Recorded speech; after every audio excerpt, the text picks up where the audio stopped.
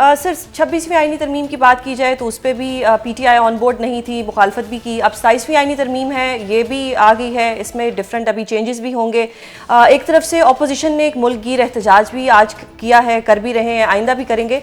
PTI का इस पर क्या स्टांस है, आप कैसे देखते हैं इस तरमीम को और किस तरह से आपकी जमात इसे अपोज कर पाएगी? बिस्मिल्लाहिर्रहमानिर्रहीम, इय्याका नअबुदु व इय्याका नस्तईन। देखिए, सबसे पहले तो ये याद रखें, ऐसे दस्तूर को सुबह बेनूर को मैं नहीं मानता, मैं नहीं जानता। अब पाकिस्तान तहरीक इंसाफ क्यों 26वीं तरामीम के खिलाफ थी, कोई वजह होगी ना। अब वो वजह ये थी कि इसमें हम जुडिशरी को इन लोगों ने टोटली डिसआर्म कर दिया है। उसके जो जो चबाने वाले दांत थे, जिससे छोटा मोटा, मतलब ये नहीं है कि हमारी कोई जुडिशरी बहुत अच्छी थी, हमारी जुडिशरी में पहले भी प्रॉब्लम थे। उसमें जिस तरीके से जजेस को अपॉइंट किया जाता था अपने चैम्बर से, इधर उधर बहुत ज्यादा नेपोटिज्म होती थी। लेकिन अब तो हमने ये कर दिया है कि अब टोटल टोटल कंट्रोल में दे दिए in the hands of executive. अब एग्जेक्टिव अपनी मर्जी से लोगों को लगा सकते हैं, अपनी मर्जी से निकाल सकते हैं, अपनी सही। मर्जी से उनको दाएं बाएं कर सकते हैं। ठीक है, तो उस वजह से हम उस जो तरामीम थी, 26वीं तरामीम, उसके खिलाफ थे। अब आ जाते 27वीं तरामीम, उससे आगे की बात है। वो उसी चीज को आगे लेकर जाती है, उसी से बात करती है। और उसमें दो चीजें हैं, एक बेसिक कंट्रोल है, दूसरा था कि ये सताए 18th अमेंडमेंट के अंदर कुछ चीजें थी। देखिए, 18th अमेंडमेंट के अंदर बहुत सारी चीजें ऐसी है जिसको चेंज होनी चाहिए, जिसके अंदर ट्वीट्स होनी चाहिए। हम लोगों ने जब काम किए तो उसमें पता चला है कि वाकई ये प्रॉब्लम्स है, ये प्रॉब्लम नहीं है। लेकिन इसमें जो इम्पोर्टेंट चीज ये है वो ये है कि इसमें जो कंसंट्रेशन ऑफ पावर है वो एक जगह पे जा रही है, उस चीज के अंदर बैलेंस लाना चाहिए। और प्लस ये जो जुडिशियल जो जो हम जो कोर्ट्स बना रहे हैं, ये कोर्ट्स एक किस्म का जो पहले तजुर्बा हुआ था पिछले एक साल में, वो था कॉन्स्टिट्यूशनल बेंच का जो तजुर्बा था, जिसको हम पायलट स्टडी कहते हैं। तो उसमें ये हुआ था कि इस एक साल में जितने भी केसेस आए हैं वो सारे के सारे गवर्नमेंट जीत गई है। अब ये याद रखें, जो कॉन्स्टिट्यूशन के जो केसेस होते हैं वो मेनली गवर्नमेंट के खिलाफ होते हैं, लोगों के। जब गवर्नमेंट जिन जजों को लगा रही है, और अगर उस इस कॉन्स्टिट्यूशन में एक और चीज वो कर रहे हैं, आप सोचिए कि जब मैं एक जज को लगा रहा हूं और उसको मैं कहता हूँ यार तुम यहाँ से लाहौर से चले जाओ क्वेटा, वो कहते हैं यार मैं क्वेटा नहीं जा सकता, तो इसका मतलब है उसको रिटायर कर रहे हो। सही। अगर मैं उसे कह देता हूँ कि तुम उधर से उधर चले जाओ, वो नहीं कर सकता, या जो चीजें उसको उसके उसके ऊपर मैं जबरन कर रहा हूँ वो नहीं करता, तो इसका मतलब है उसको मैं रिटायर करूं, they will be considered retired. आप मुझे बात बताएं, वो कौन से कितने ऐसे जज होंगे जिनके अंदर इतनी हिम्मत होगी कि वो फिर भी उसूल के खिलाफ, उसूल के हक में खड़े रहे? उनको तो सब आप रिटायर कर देंगे जबरन, सही सर। क्योंकि वो सर इसके खिलाफ नहीं सॉरी जाएंगे। टू इंटरप्ट यू, मैं यहाँ पे क्वेश्चन करना चाह रही हूँ कि जब जज एक ओथ उठाता है तो वो यही कहता है कि वो आइन और कानून के मुताबिक फैसले करेगा, तो फैसले वो एग्जैक्टली ना, एग्जैक्टली। जब आपने आइन को बदल दिया। देखिए, जब मैं आइन में कह देता हूं कि आप प्रेसिडेंट जो है वो चोरी करे, वो डाका डाले, वो कत्ल करे, उसको आईनी तहफ्फुज है, जो कि हमारे आर्टिकल 1 इस्लाम की रूह के खिलाफ है। हमारे पैगंबर हुजूर सल्लल्लाहु अलैहि वसल्लम कहते थे कि जो जो कानून है सबके लिए है, और इवन अगर मेरी बेटी भी चोरी करेगी तो उनके हाथ भी काटे जाएंगे। या हम कह रहे हैं कि हमारा प्रेसिडेंट, जिसके ऊपर ऑलरेडी केसेस हैं, मतलब उसके ऊपर फेक अकाउंट्स, मनी लॉन्ड्रिंग सारे हैं, अब आप उसको ताहयात, मतलब आपका बस चले तो उसको क्यामत तक वो कर सकते हैं। सर यहाँ पे ये लोग उसको आप तहफ्फुज दे मैं रहे हैं। यहाँ पे एक वैसे अपनी एक आपसे डिस्कस करना चाहूंगी कि आप लोग कहते हैं कि जो इस वक्त आपकी जमात है, खान साहिब के ऊपर जो केसेस हैं वो फेक केसेस हैं, वो उस तरह से केसेस नहीं है। ये हर दफा होता है, हम बचपन से देख रहे हैं कि जो हुकूमत जाती है, नई आने वाली हुकूमत ऐसे ऐसे केसेस बनाती है, तोशा खाना के वो केसेस बनते हैं जो आपको खुद पता होता है कि ये नहीं बनता ऐसा, लेकिन उस पर ऐसे केसेस बन जाते हैं।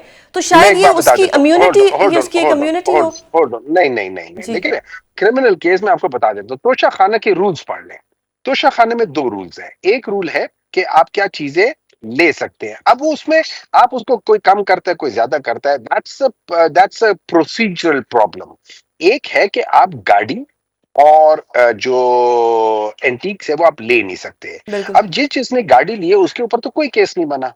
सही। अब आपको ये प्रॉब्लम हो रही है कि यार उसने ये चीज लेकर बेच दिया, या ये चीज लेकर वो कर दिया, या इसको कम, इसको वो कम ज्यादा करना, वो तो आपके कैबिनेट डिवीजन का काम है, ये सारी सही, चीजें फिर डिफरेंट हो जाती है। और अगर कोई लेकर भेज देता है, it can be an ethical issue, it can be a moral issue, but it is not a criminal issue. Number two, दुरुस्त। मैं इसलिए कहता हूं कि इमरान खान के ऊपर केसेस है। देखें, एक केस जो था इद्दत का, मुस्लिम में आज तक इतना घटिया केस कभी हुआ है? और नो उस डाउट। जज के अंदर इतनी हिम्मत कि उसने उस केस में उनको सजा दे दी।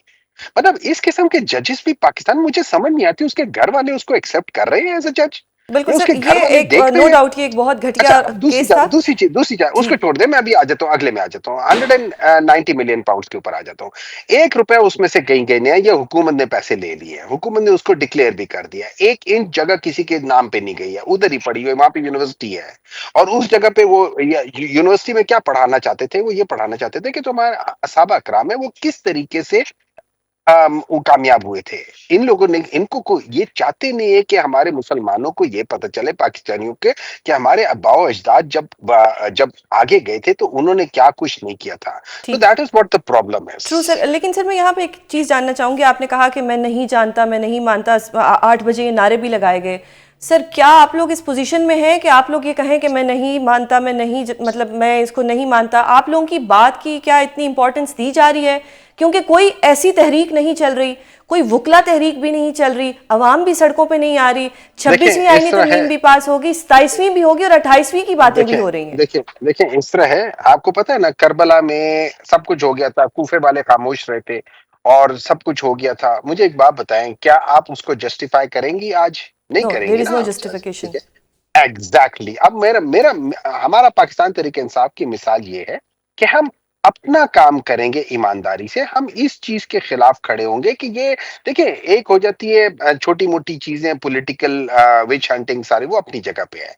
यहाँ पे जब आप एक कॉन्स्टिट्यूशन विच इज, अब ये याद रखना कि कॉन्स्टिट्यूशन पहले जब 2018 2013 में जो 18वीं तरमीम की जो हुई थी, उसमें कोई साल एक डिस्कशन हुई थी और इट वाज अ मुत्तफिक का आइन बना था। 1973 का जो बना था वो मुत्तफिक का था, उसके ऊपर कितनी बहस हुई थी। ये जो 26वीं तरामीम है और उसके बाद 27वीं तरामीम है, 26वीं तरामीम में आप ये समझ ले कि तकरीबन 70% ऑफ द पॉपुलेशन की जो जो जिनको उन्होंने वोट दिया था, उस जमात ने इसके खिलाफ हुए। तो that means 70% of the people of Pakistan through their representative have disagreed with the constitution. ये सोच लें कि 30%, और 30% भी उसमें ज्यादातर वो हैं जो कि फॉर्म 47 वाले, means actually they were not elected. सही। अब एक अनइलेक्टेड लोग एक कॉन्स्टिट्यूशनल चेंज लेकर आए, ये वैसी गलत है। उसके ऊपर फिर आप ये करें, तो ये जो जो एक किस्म का मुतनाज़ आइन है, हम इसको क्यों बनाएं, बिल्कुल सर, आपको किस लिए पॉइंट आ गया। बनाएं? मैं एक और चीज़ यहाँ पे जानना चाहूंगी कि अभी आपको इन तमाम शिकों से मसला है 27वीं तरमीम की, या कुछ खास है जो आप जिस पे आप कहते हैं कि ये नहीं होनी चाहिए? देखिए इस वक्त एज ऑफ नाउ मैं ये समझता हूँ, तमाम, देखिए, बहुत सारी शिकें, खासतौर पे आप ये समझ लें, ये जो जो एक तो ये 248 वाली है, फिर उसके बाद जिसमें ये 175 वगैरह सारे जो जो इस कोर्ट के साथ है, कॉन्स्टिट्यूशनल कोर्ट है, किस तरह जजेस को रखेंगे, किस तरह निकालेंगे, ये तो सारी है। सही। बाकी चीजों के ऊपर उसके अंदर बहुत सारी चीजें जिसको हम ये समझते हैं कि वो गलत है, सही। ठीक है ना। सही। तो ओवरऑल देखा जाए तो इसमें से अगर आप ये देखें तो 90% तो इसके अंदर आपको स्ट्रेट अवे आपको कहना चाहिए कि यार ये क्या कर रहे हैं। आखिरी सवाल मैं करना चाहूंगी कि 27वीं तरमीम को रोकने के लिए पार्टी का क्या लाहे अमल है? पाकिस्तान तरीके इंसाफ का लायामल ये है कि हम लोग ऑफ कोर्स इसको अपोज करेंगे। नॉट दैट अभी इन लोगों ने इतने डाके डाले हमारे हक पे थ्रू कॉन्स्टिट्यूशनल बेंच कि हमारे सारी सीटें वो वहां से लेकर रिजर्व सीटें लेकर चले गए। थ्रू इलेक्शन कमीशन, जिसको चाहिए था कि वो पाकिस्तान तरीके इंसाफ एज अ पॉलिटिकल पार्टी को बैन ना करे या उसको खत्म ना करे, लेकिन उन्होंने खत्म कर दिया और फिर कॉन्स्टिट्यूशनल बेंच ने उस चीज को वैलिडेट कर दिया। जिस तरीके से हमारे लोगों को थ्रू ये मिलिट्री कोर्ट्स, जिसके ऊपर हम लोगों ने केस किया था और इन लोगों ने उसको मिलिट्री कोर्ट्स को वैलिडेट कर दिया और हमारे सारे लोगों को 10-10 साल 15-15 साल पे इस बेसिस पे किया कि एक आदमी, दो आदमी ऐसे हैं कि जो हर जगह पे मौजूद हैं, कभी वो क्या कह सकते हैं, सीट के नीचे, कभी पर्दे के पीछे हैं, कभी मेज के नीचे हैं, और पता नहीं कि वहां पे जो 13 बंदे थे उनको नजर नहीं आ रहे थे, उसकी बेसिस पे उन लोगों ने सारा कर दिया है। और जज साहब खुद ही कहते कि यार ये लोग जो गवाही दे रहे हैं उनमें से ये 10 लोग तो वहां थे और 2 लोगों का नाम जो उन्होंने लिया वो वहां नहीं थे। जज साहब खुद ही उनको डिस्क्रेडिट करके और फिर ये कर रहे। तो इस किस्म की जब चीजें होंगी और हमारी सारे नंबर्स उन्होंने चोरी किए हैं तो फिर हम वही कर सकते हैं, एक अबाबिल की तरह मैं जी अपने हिस्से का पानी बीच में डाल सकता हूँ। कम से कम मैं ये तो कह सकता हूँ कि जी मैंने कोशिश की अपनी पूरी,